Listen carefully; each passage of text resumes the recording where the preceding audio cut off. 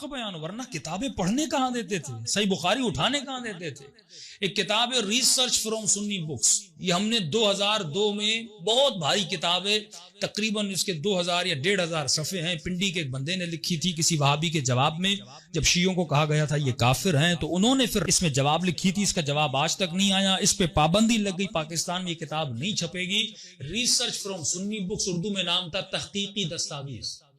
اتنی خطرناک کتاب تھی، اگر کوئی اہل سنت پڑھ لے میں نہیں سمجھتا وہ شیعہ نہیں ہوگا. ساری اہل سنت کی کتابوں کے ریفرنسز کہ کہاں کہاں رسول خدا کی توہین ہے، کہاں کہاں ازواج کی توہین ہے، عجیب عجیب وہاں سے نسخے کتابیں لکھی گئی تھی. پھر جب پابندی لگی تو ہم نے اس کو سی ڈی میں ڈال دیا. سی ڈی میں ڈالنے کے بعد 2002 2003 2004 میں ہم نے ہر جگہ اس کتاب کو پھیلا. الحمدللہ اس سے بہت سارے لوگ شیعہ ہوئے، ان کو پتہ ہی نہیں تھا کہ واقعاً ہماری کتابوں میں. اب سلمان رشدی آپ اس کو گالی دیتے ہو، ڈنمارک کے لوگ ہیں رسول خدا کے کارٹون بناتے ہیں، آپ ان کو گالیاں دیتے ہو. آج تک کسی نے نہیں سوچا یہ چیزیں لاتے کہاں سے. یہ ساری چیزیں جو نبی پر الزامات یا توہین کے الزام لگاتے ساری کتابوں میں موجود ہے. آپ پہلے کتابوں کا صفایا کرو نا. لیکن نہیں، ہمارے لیے بخاری عزیز ہے، رسول خدا عزیز نہیں.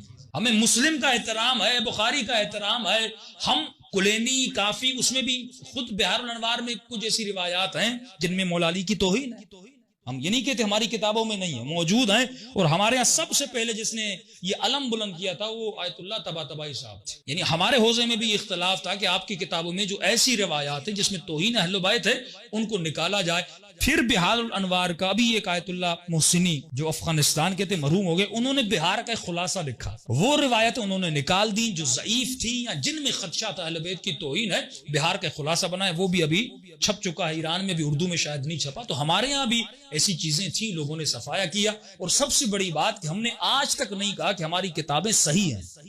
کسی کتاب کے سامنے لفظ صحیح موجود نہیں ہے. ہم نے کہا اس میں ضعیف بھی ہیں، اس میں قوی بھی ہیں. جو ملا پہلے انہوں نے مٹیریل کو جمع کیا، بعد میں آنے والوں کا کام تھا کہ اس کی چھاٹی کریں، اس میں جو صحیح ہے اس کو چھاٹا جائے. تو ہمارا یہ کام ہو رہا ہے. تو اہل سنت کا بھی ہونا چاہیے کہ وہ حدیثیں، وہ روایات جو ضعیف ہیں، جن سے یہ ملے کہ رسول خدا کی توہین ہو رہی ہے یا نبی کی بیوی کی توہین ہو رہی ہے، وہ ایسی ہیں میں ممبر سے پڑھ بھی نہیں سکتا. لیکن اگر آپ تحقیقی دستاویز کو نیٹ پہ سرچ کریں، اگر نہیں ہے تو مجھے میسج کر دیں، ساری کتاب آپ کو بھیج دوں گا، اس میں سارے حوالے جات موجود ہیں. تو ہر مسلم کو، ہر مومن کو، ہر جوان کو یہ کوشش کرنی چاہیے وہ خود ریفرنسز پڑھے، خود اپنی کتابوں کو پڑھے. تو وہاں سے جو دین ملے گا وہ اور ہوگا، اور جو دین ان کے مفتی بتا رہے ہیں وہ دین اور ہے. صلوات پڑھے محمد و آلہ محمد.